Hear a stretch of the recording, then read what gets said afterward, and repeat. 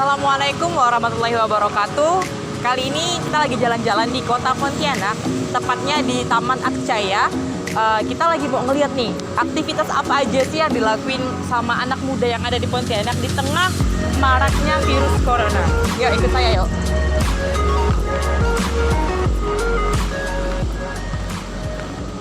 Kayaknya ada mbak-mbak berdua. Hai.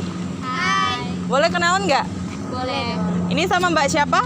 Saya Musdalifah. Musdalifah. Ya, mbak ini siapa? Yuliana Bunsu. Yuliana Bunsu. Ini lagi ngapain nih? Orang lagi diam-diam di rumah, takut virus ya kan? Ini ngapain nih, lagi di luar, lagi baca-baca ya?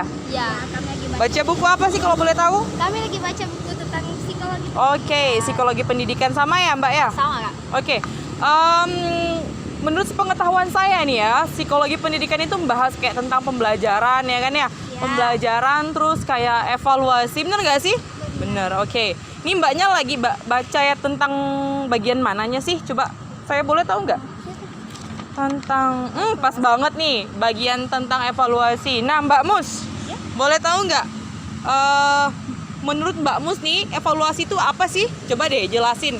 Mana tahu nanti orang perlu pengetahuan ya kan? Coba deh jelasin.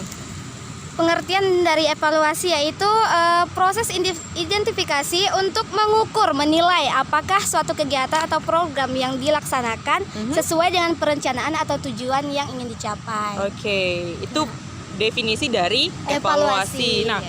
kalau udah definisinya berarti evaluasi pasti ada tujuan dong, ada fungsi dong. Coba deh Mbak Mus jelasin apa sih tujuan sama fungsi dari evaluasi itu sendiri? Oke, dari tujuan evaluasi sendiri yaitu untuk mengetahui seberapa baik tingkat penguasaan seseorang terhadap kompetensi yang telah ditetapkan. Oke. Nah, yang kedua yaitu ada mengetahui posisi atau kedudukan seorang siswa dalam kelompok kegiatan itu sendiri kelasnya. Yang ketiga yaitu untuk mengetahui tingkat efisiensi dan efektivitas suatu metode atau media dan sumber daya lain yang melaksanakan suatu kegiatan. Terus yang keempat yaitu mengetahui tingkat usaha yang dilakukan siswa dalam belajar. Yang kelima yaitu untuk mengetahui segala upaya siswa dalam mendayagunakan kapasitas kognitifnya untuk keperluan belajar. Oke, tadi itu tujuannya. Iya, Terus fungsinya itu apa tujuan. Mbak Mus? Dan fungsinya yaitu di sini fungsinya ada 5. Yang pertama yaitu fungsi administratif. Ada yang kedua yaitu fungsi promosi, yang ketiga fungsi diagnostik, dan yang keempat sumber data BK. Yang kelima bahan pertimbangan pengembangan pada masa akan datang untuk meliputi pengembangan kurikulum. Oke, udah ya, udah. Iya. Tadi udah definisi, udah tujuan, fungsi, terus pasti ada ragam-ragamnya ya kan? Nah, benar sekali. Nah, ragam-ragamnya ini siapa yang saya mau tahu dong. Mbak Mus lagi ya? Iya. Oke, nanti baru Mbak itu ya, Mbak Bunsu ya gantian ya. Coba Mbak Mus jelasin dong, ragam evaluasi itu ada apa-apa aja sih? Oke, yang pertama ragam evaluasi ada pretest dan posttest. Oke, pretest sama posttest. Iya, Terus yang kedua yaitu evaluasi persyaratan. Oke. Dan yang ketiga yaitu ada evaluasi diagnostik. Oke, terus? Yang keempat yaitu evaluasi formatif. Dan yang kelima evaluasi sumatif serta UAN atau UN. Oke.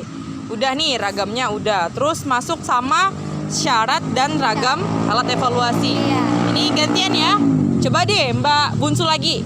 Mbak Bunsu coba deh jelasin sama saya syarat-syaratnya itu sama alat evaluasi itu ada apa aja sih? Coba jelasin. Kalau syarat alat evaluasi ada reliabilitas, kedua ada validitas, kemudian ada ragam alat evaluasi.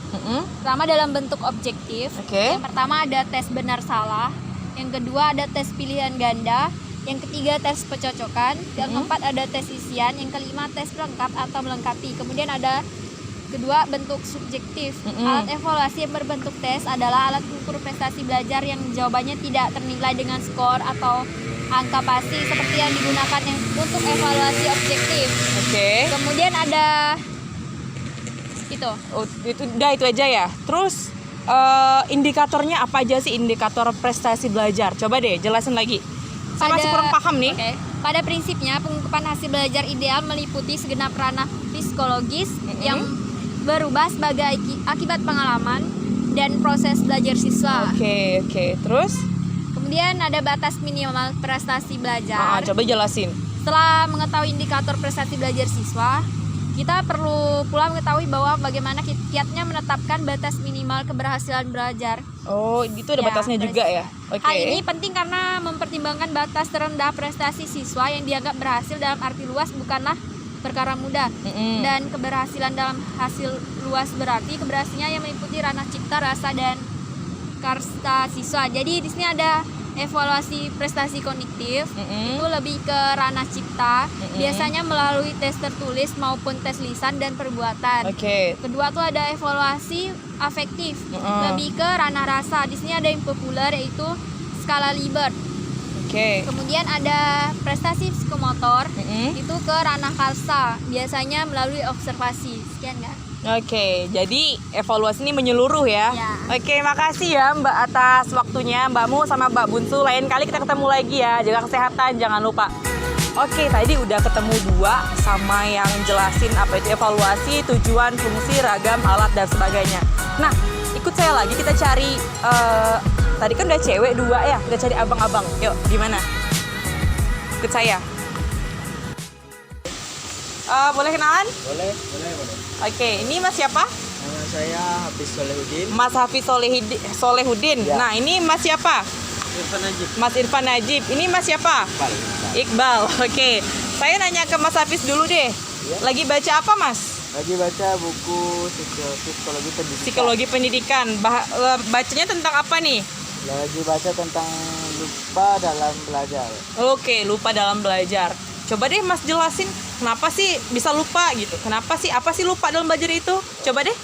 Lupa adalah hilangnya atau kemampuan atau menyebutkan dan memproduksi kembali apa yang sebelumnya kita pelajari. Oke.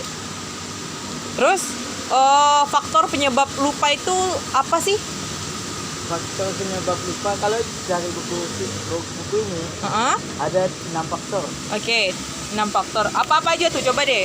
Yang pertama yaitu gangguan konflik antara item-item informasi atau materi yang ada dalam sistem memori siswa. Terus?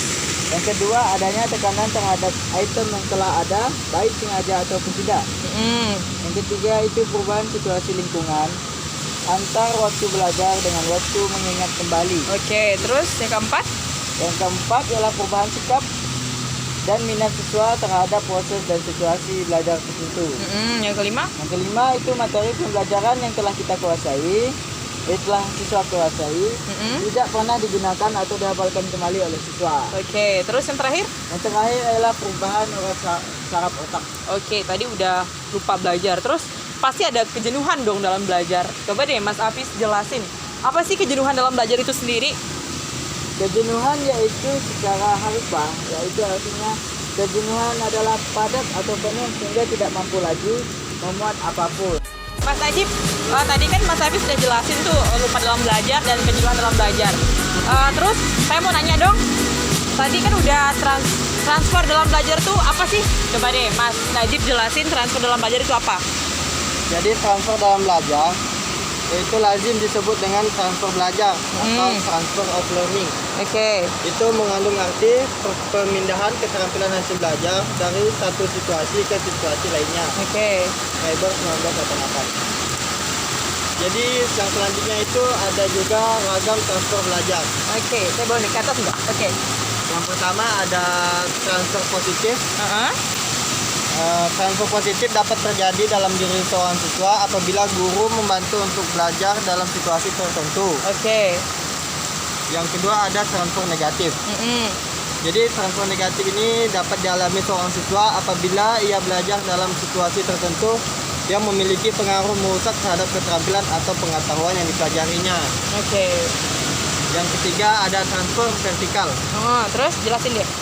Jadi transfer vertikal ini dapat terjadi dalam diri seorang siswa apabila pelajaran yang telah dipelajari dalam situasi tertentu membantu siswa tersebut dalam menguasai pengetahuan atau keterampilan yang lebih tinggi atau rumit. Oke. Itu. Yang keempat ada transfer lateral. Transfer lateral ini dapat terjadi dalam diri seorang siswa apabila ia mampu menggunakan materi yang telah dipelajarinya untuk mempelajari materi yang sama kerumitannya dalam situasi-situasi yang lain. Oke, jadi udah itu aja ya. Iya. Oke, Mas Najib, makasih waktunya. Atas waktunya. Sekarang saya mau nanya Iqbal lagi deh. Hai Mas Iqbal. Hai. Boleh nanya nggak? Tadi kan Boleh. Mas Najib udah jelasin tuh tentang transfer belajar. Sekarang saya mau nanya dong, kesulitan apa sih yang ada dalam belajar itu sendiri? Coba deh Mas Iqbal jelasin. Di sini kesulitan belajarnya ada dua, yaitu Terus? kesulitan internal siswa dan eksternal siswa. Oke, internal tuh kayak apa? Internal ini seperti gangguan atau kekurangmampuan siswa yang bersifat kognitif dan afektif serta psikomotor. Oke, Itu terus? yang internal. Ah, Dan yang eksternal yaitu pengaruhnya lingkungan keluarga, lingkungan masyarakat dan lingkungan sekolah. Oke. Di sini juga ada diagnosa kesulitan belajar yaitu seperti melakukan observasi kelas, Oke. memeriksa penglihatan dan pendengaran siswa, mewawancarai orang tua dan memberikan tes intelijensi. Oke. Dan alternatif pemecahannya di sini ada 3, Oke. yaitu analisis hasil belajar, menentukan kecakapan bidang bermasalah dan menyusun program perbaikan. Oke, udah itu aja ya Mas? Udah. Oke, makasih buat waktunya. Oke, demikianlah wawancara saya tadi yang pertama sama Mbak Musdalifah dan Mbak Juliana Buntu. Nah, dan sekarang saya udah wawancara sama, bukan wawancara deh, nanya-nanya ya. Nanya-nanya sama Mas Hafiz, Mas Najib, dan Mas Iqbal. Nah, kita ketemu di lain waktu, karena cuaca nggak mendukung, lagi hujan-hujan. Kita pulang dulu aja, lain kali kita sambung lagi. See you, Assalamualaikum.